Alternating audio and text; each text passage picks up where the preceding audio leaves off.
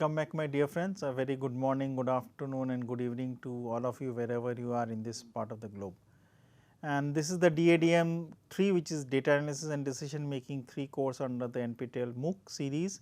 And as you know, this is the third part after DADM 1 where we considered statistics, DADM 2 where were basically all the non-parametric methods, and this is optimization and operational research. And this total course duration is for 12 weeks, which when converted basically is 30 contact hours, and which is basically 60 lectures. And each week we have 5 lectures, each being for half an hour, and after each week we have assignments. And as you can see, you are in the 38th week, and which means that you have already taken 7 assignments and you will be in totality taking 12 assignments. After that there would be the final examination. My good name is Raghunandan Sengupta from the IME department at IIT Kanpur. So, we were discussing about the optimization problem where your maximization concept was basically trying to find out the efficiency. In the numerator you had the bundle of outputs, in the denominator you have the bundle of inputs. For if there were capital K number of DMUs, where capital K is basically 10, if I consider, I have such 10 optimization problem, maximization of these ratios, and the constraints for all these 10 optimization problems are exactly the same, where you want to basically ensure that the efficiency for the first, second, third, fourth till the 10th one, where the efficiencies are by definitions bundle of outputs for the first one divided by the bundle of inputs for the first one, which is the efficiency of first one. Similarly, you have the efficiency of second one, third, fourth, each being less than equal to 1. As this is a nonlinear optimization problem, we convert it into a very simple linear programming by restricting the denominator, which is the bundle of inputs, as 1. So, it is basically forced into the constraint. So, and each of the other 10 constraints, considering capital K is 10, they are now converted into an inequality sign. That means, I take the denominator onto the right hand side, again to the left hand side. So, now you have bundle of outputs minus bundle of inputs is less than equal to 0. So, 10 of them, which is capital K number of them, and the 11th one is basically the corresponding bundle of inputs for the first optimization problem. Similarly, the 11th constraint for the second optimization problem is corresponding to the bundle of inputs for the second DMU, so on and so forth till the last one. So, now you have a simple linear programming problem, which is objective function is linear, constraints are linear, and you solve it accordingly. Now, let me come to the input oriented model, where the idea which you have got in the output oriented model will just be reversed. In the sense, now rather than maximizing the ratio of the output to the input, I now basically minimize the ratio of the inverse, which means minimizing the ratio of the input to the output, where we are trying to basically minimize the 1 by the efficiency. So, minimizing that was basically means the maximizing the efficiency also. So, in the minimization problem, I have in the numerator the bundle of inputs, in the denominator I have the bundle of outputs. So, if there are k number of such DMUs, k is equal to 10, as an example for this case also, you will have such k objective functions, minimization of them. The constraints are exactly the same, but in this case remember the constraints are greater than equal to 1, because now the ratio, as if you consider, ratio is basically the bundle of inputs in the numerator and bundle of outputs in the denominator. So, basically we will consider bundle of inputs for the first one divided by the bundle of outputs for the first one is greater than 1. Then the second constraint for the first objective for the first optimization problem would be the bundle of inputs divided by the bundle of outputs for the second one is greater than 1.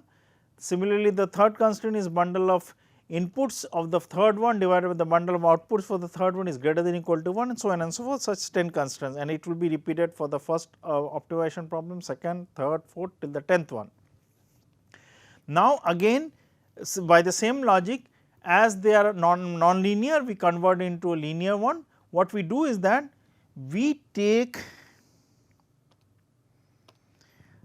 the bundle of outputs which is there, force it to 1, that means normalize it to 1 and bring it into the constraint. So, which I will show it within about 1 minute.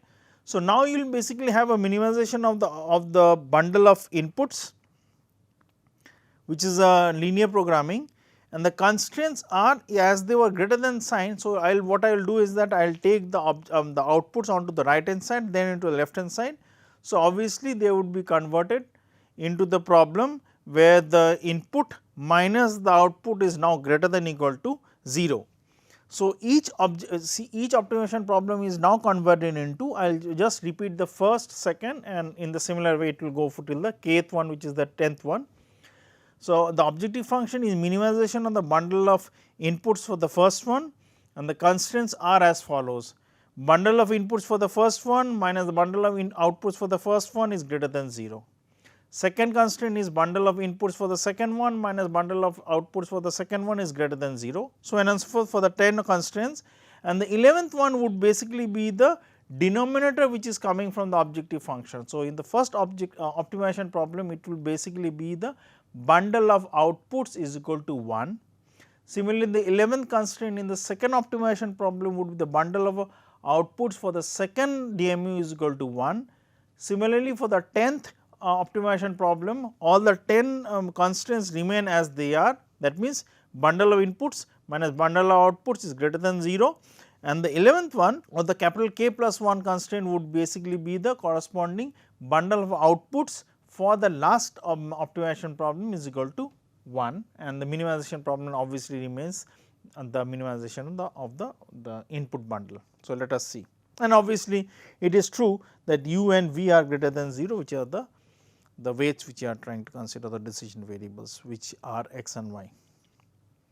So, here you have minimization of the bundle of inputs and the constraints, the first k number of them are bundle of inputs minus bundle of outputs are greater than 0 for the first, second, third, fourth till the 10th one or the kth one, and the 11th one is basically the corresponding one with respect to the optimization problem which you are doing for the which DMU first, second, third, fourth. So, that bundle of outputs will come into the as the 11th constraint. So, there the bundle of output is equal to 1 because we have normalized them as 1, and then you solve it in the same way as you have done for the linear programming. So, here it is greater than type. So, in the other case it was less than type. So, you will basically add the slack and surplus, and if required you will add the artificial variables also and solve it using the simplex method having the tableau. And obviously, if the number of DMUs or the number of constraints are very large or small, you will can convert into a dual problem also and then solve it accordingly. Now, we will go into the concept of simple the ideas of integer programming. Now, the integer programming, the word says that in this integer programming your main concern is that the decision variables are integer, that means the final answer should be integer. Now, if you remember when we are started the concept of linear programming, if the problem was to solve, say for example, number of liters of paints to be produced or a number of say for example, length of wood to be cut. So, in those cases the variables would be safely considered as continuous, but obviously greater than 0. Continuous means it can be 2.25 liters, it can be 3.69 feet, whatever it is. But now, if we were considering the number of chairs to be produced, number of tables to be produced, number of trucks to be transported between destination or the warehouses to the retailers, or the number of boxes are to be packed. So, these cannot be continuous, they have to be integers like 1 box, 3 lorries, 4 tables, so on and so forth. So, in order to solve the problem, obviously we will take the records of the concept of trying to solve them using the linear programming, but there would be a difference in how we solve the problem. So, I am going to come to that in a little bit detail, that how you solve the problem and how you can get answers accordingly. So, the following assumptions would be or characteristics would hold for the integer programming. Number 1, the linear objective function concept would hold. So, that means you have a objective function which is linear in nature, like summation of Ci into Xi, or like if you consider the transportation problems which you have considered, where you have considered the northwest corner method, the Vogel's approximation method, all these things. You will also consider linear resource constraints as it should be. So, the constraints were greater than type, less than type, equal to type, and then also you can add the slack, surplus, artificial variables as the case may be as you solve the problem. And obviously, the concept to solve the linear programs are always the same. That means, you will consider them to be solved using the concept of this trying to follow the corners and use the concept of linear programming simplex method. The integer values constraints for all or some of the decision variables would be true. Now, here is the main crux of the problem. You are considering the constraints for all or some of the decision variables are as it is, but the problem is that some of the decision variables or all of the decision variables are integers. Like if our problem was basically to cut the wood or cut the tree to make chairs and tables, and you can cut any length of wood or a log, and consider they can be any continuous variables in centimeters or millimeters, but the number of chairs or tables to be produced are integers only. So, obviously, it will become a class of problem which is known as the mixed integer linear programming, because you will basically have a mixture of some decision variables which are continuous and some decision variables which are integers. But if all of them are integers, it is a pure integer linear programming because the objective function is linear. So, the integer values constraints for all or some of the decision variables will hold true, and non-negativity constraints for the decision variables will also hold true, because number of chairs cannot be negative, number of log which you want to basically cut in order to basically make the chairs and tables, as even if they are continuous, cannot be negative. So, we will consider only a important change which is happening, that the decision variables, some of them or all of them can be integer. So, the problem formulation as I said would look like this. Consider you basically have I is equal to 1 to m, that is the number of constraints, and j is equal to 1 to n is basically the number of such decision variables you have. So, your objective function is maybe, say for example, a linear one, which is the summation of C1 into x1 plus C2 into x2, that means the cost, or if you consider the problem that number of such trucks you want to transport, on the number of, say for example. So, C's are the costs and X's are basically the number of trucks which you want to apply between roads. So, here I am not considering the per unit cost for the trucks which traverse the road. So, what is the cost? I am not going to consider that. I am basically simply formulating the problem as the number of trucks which has x's, xj's, and c's are the cost which I am considering as to be constant. That means, the moment I hire a truck, I have to pay basically a down payment.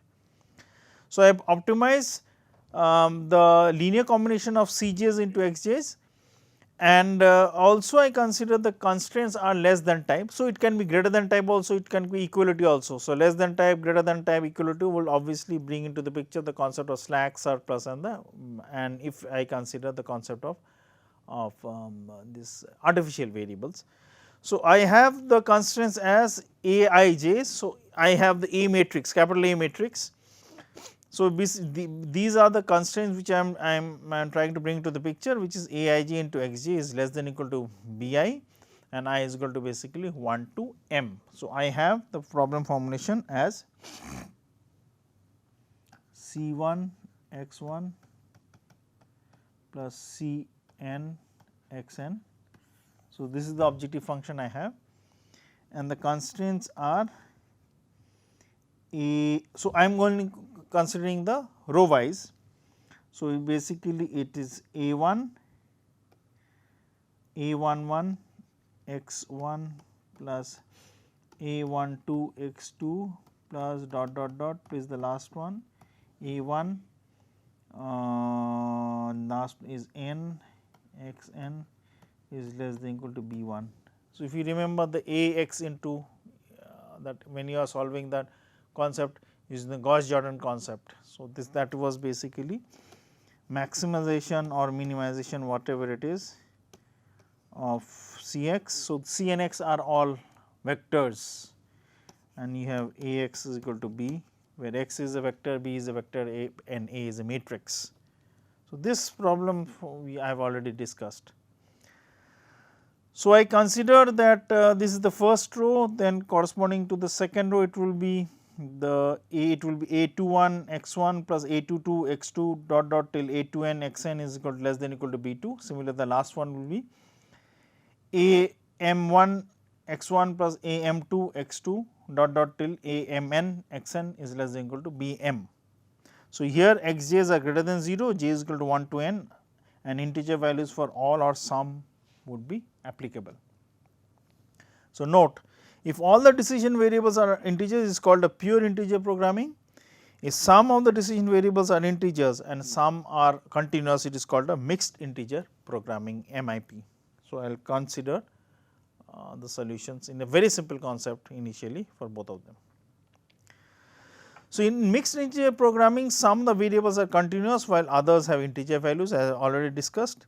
In many cases, it may be simple to round off. Now, here where the concept will start, in many of the cases it may be simple to round off the integer values by considering them as continuous, but there may be some errors. So, if say for example, the value comes out to be 3.2, I can either take say for example 3 or I can take a value of 4 and try to basically find out that which values are possible. And obviously remember, when I use the word possible, it means that whether these values of x's or decision variables are also amongst the feasible points. It may happen that taking the integers values, some of the points may be out of the feasible region, which is not where solution is not possible. So, let us consider this problem simply. So, your problem is, or we want to maximize, it can be maximization, minimization, whatever it is, it does not matter, and I am considering a 2 dimension one. So, z is equal to 14 x1 plus 30 x2 is basically the maximization problem, and the constraints I am considering for our simple case, again I am repeating, it can be less than type, greater than type, it does not matter.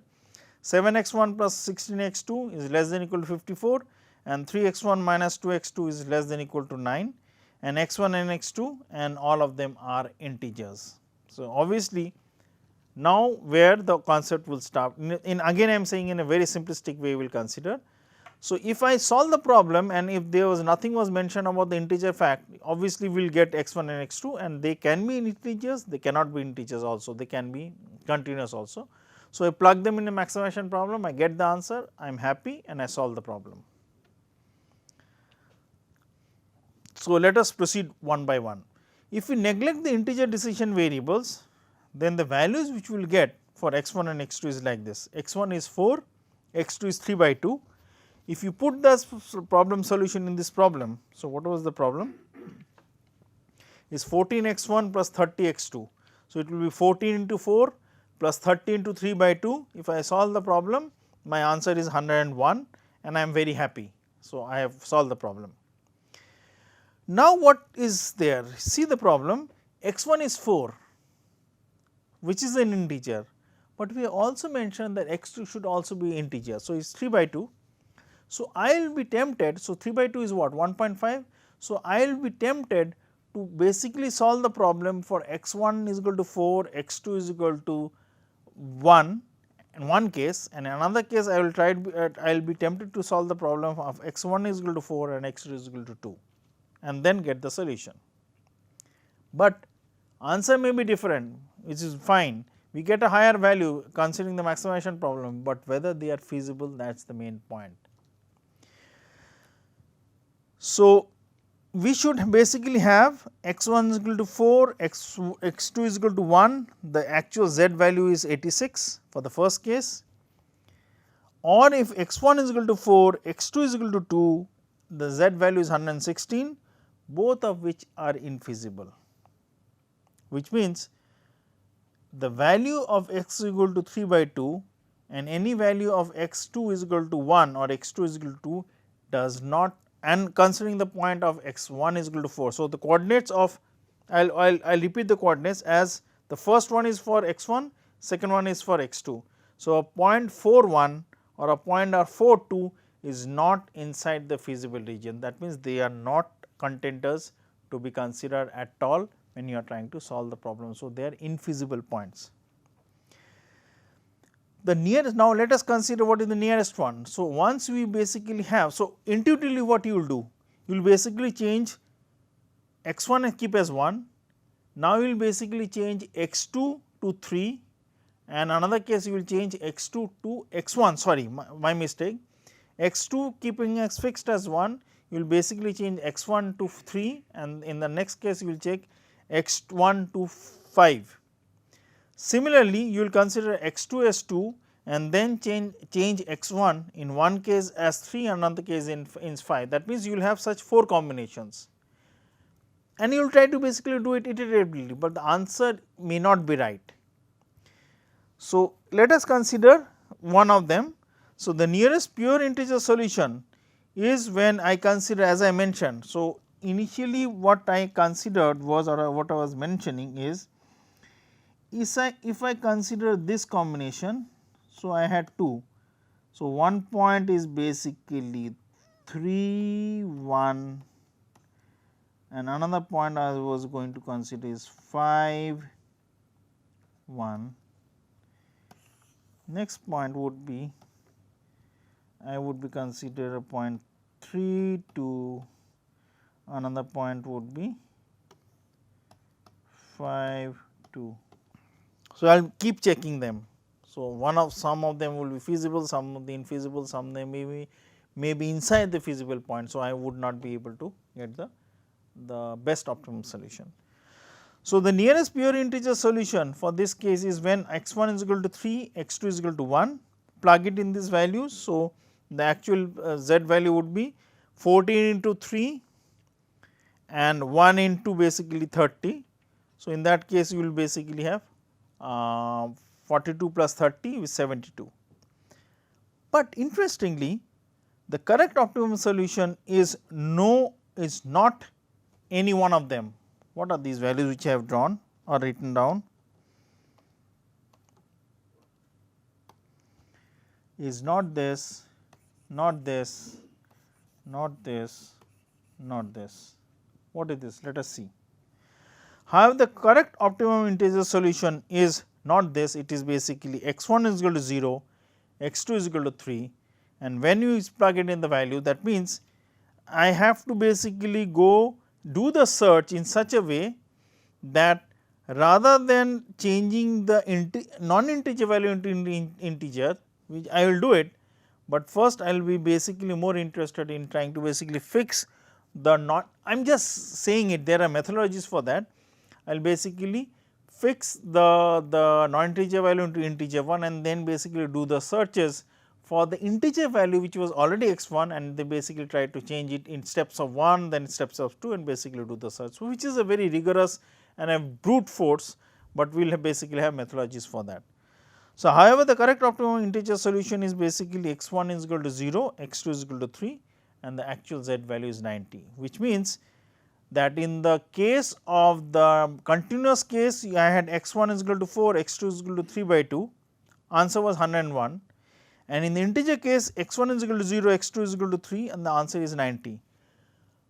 The interesting fact is not the difference in the objective function in this case. So, what is interesting is and why I am bringing this example for discussion is that the difference in the z values is I understand it to be 11, but the interesting fact is if you check the x1 value, in one case it was 4 in another case it was 0 and x2 value in one case it was 3 by 2 and another case 3. That means, the range or the case of the integer value solutions are such that trying to find out the integer solutions using the concept of linear programming is maybe as a starting point good idea, but how you basically iterate and find out the optimum point is the main concern which we are going to discuss. So, let us consider this diagram in a 2-dimensional one and obviously in the higher dimension it will be true. So, if we consider these are the grid points which have been drawn. So, and it is a 2-dimensional one, it can be extended to the as I just mentioned in the higher dimension. So, you have grid points 1, 2, 3, 4 and is going on the right hand side. Grid points are also increasing on the y axis and all these points are the coordinates which are integers. So, any point which is not the blue point in the integer programming problem is not an optimum solution, it is not feasible obviously. Now, if I have these two lines, I am just drawing the constraints. So, one of the constraints lines is the red one, I am not writing the equation, I am just want to highlight the area, and another point is basically the green line, which is this one where the pointer hovers. So, in this case when you solve the problem in the continuous case, I will use the color, let me use the color black.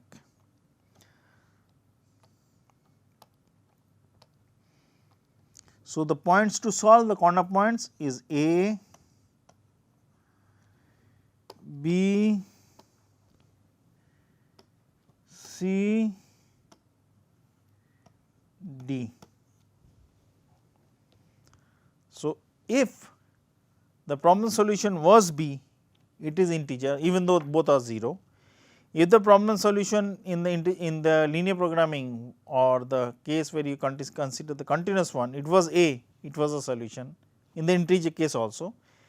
If the linear programming considering the continuous case gave the problem the solutions C, it was a integer problem. But the interesting fact is D. In case if we get D, it is an optimum solution because the objective function is moving, if you remember, is moving outside into more into the first quadrant. If it is a maximization problem, it will cross the point D. D is the objective function which is a point which gives the maximum problem, and we stop it. But the issue is that the moment you try to move from D, which is all non integers, this point which I will consider as D1 is not inside the feasible region, so is ruled out. This point D2 is feasible, but is not optimal because inside the point, and luckily in this case D3 is a point which is inside the feasible region and it can be contender of the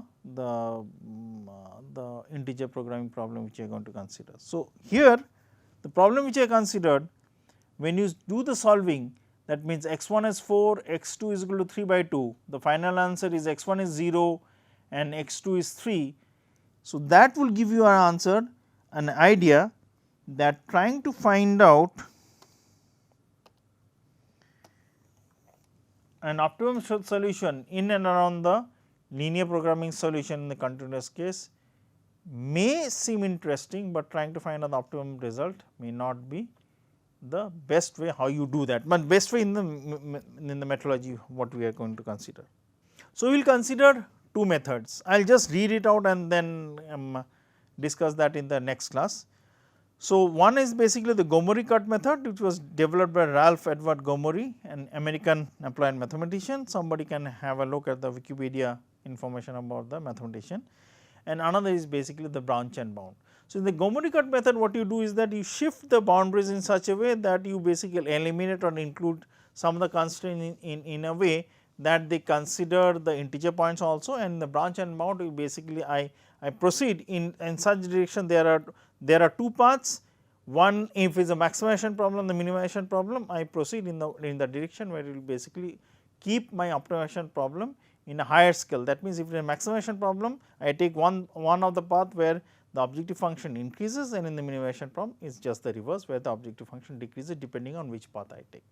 So, with this I will close this lecture and have a nice day, and thank you very much.